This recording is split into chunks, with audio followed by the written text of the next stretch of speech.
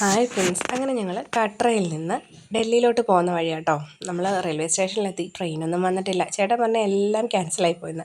പെട്ടെന്ന് വന്ദേ ഭാരത് വന്നു. ആ പുള്ളി എന്നോട് പറഞ്ഞു, ഇടി നമുക്ക് അത് കയറി അങ്ങ് പോയാലോ എന്ന്. ഞാൻ ചോദിച്ചപ്പോൾ ടിക്കറ്റോ, പിന്നല്ലേ മനസ്സിലായത് ടിക്കറ്റൊക്കെ ഓൾറെഡി ബുക്ക്ഡ് ആയിരുന്നു. അതൊരു സർപ്രൈസ് വിസിറ്റ് തന്നെയായിരുന്നു കേട്ടോ. ഭയങ്കര സന്തോഷമായി. കാരണം നാട്ടിൽ വന്ദേ ഭാരത് വന്നു കഴിഞ്ഞപ്പോഴത്തേനും അത് കയറണം എന്ന് വലിയ ആഗ്രഹമായിരുന്നു. പക്ഷേ അറിയാമല്ലോ, അതുകൊണ്ട് നമ്മൾ കയറിയിട്ടില്ല. പിന്നെ എൻജിൻ റൂം, ആരോമൽ എൻജിൻ റൂമിൽ പോകണമെന്ന് ഭയങ്കര ആഗ്രഹം. ലോക്കോ പൈലറ്റിന് ഒരു ഷെയ്ക്കാൻഡെങ്കിലും കൊടുക്കണമെന്ന് ആഗ്രഹം. കുറേ നേരം ആശാൻ നോക്കി. പിന്നെ ചേട്ടനുമായിട്ട് ധൈര്യം സംഭരിച്ചു. ലോക്കോ പൈലറ്റിൻ്റെ അടുത്ത് ചെന്നു, സംസാരിച്ചു, റൂമൊക്കെ കണ്ടു. പിന്നെ ഞങ്ങളുടെ സീറ്റ് വന്നിരുന്നു കേട്ടോ. ഇപ്പം നമ്മൾ ഈ സീറ്റിലാണ് ഇരിക്കുന്നത്. ബിക്കോസ് നമ്മൾ ഉദംപൂരിൽ നിന്നാണ് ടിക്കറ്റ് എടുത്തേക്കുന്നത്. കട്രയിൽ നിന്ന് നമ്മൾ അല്ലാതെ കയറി. പിന്നെ ഞങ്ങൾ മലയെല്ലാം കണ്ടു. ഇന്നലെ നടന്ന മലയാണത്. ആ മലയുടെ മണ്ട വരെ ഞാൻ ഇന്നലെ എത്തി. കാലുവേദന സൂപ്പറായിട്ട് ഇപ്പോഴും നടപ്പുണ്ട് കേട്ടോ. അവിടെ കണ്ട ഒരു കാഴ്ചയുണ്ട്.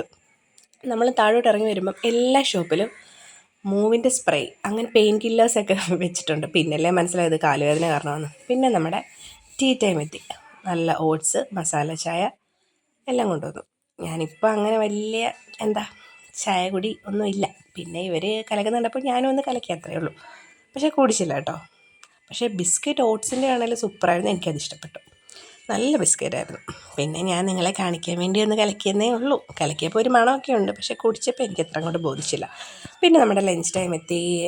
ലഞ്ച് ടൈമിൽ ആസ് യൂഷ്വൽ പനീർ മസാല, ഡാല്, റൈസ്, പിന്നെ ഗുലാബ് ജാമുണ്ട്, പിന്നെ കർഡും ഉണ്ട്. അതെല്ലാം കഴിഞ്ഞ് പിന്നെയും അച്ഛനും മോനും കൂടെ കളിയായി.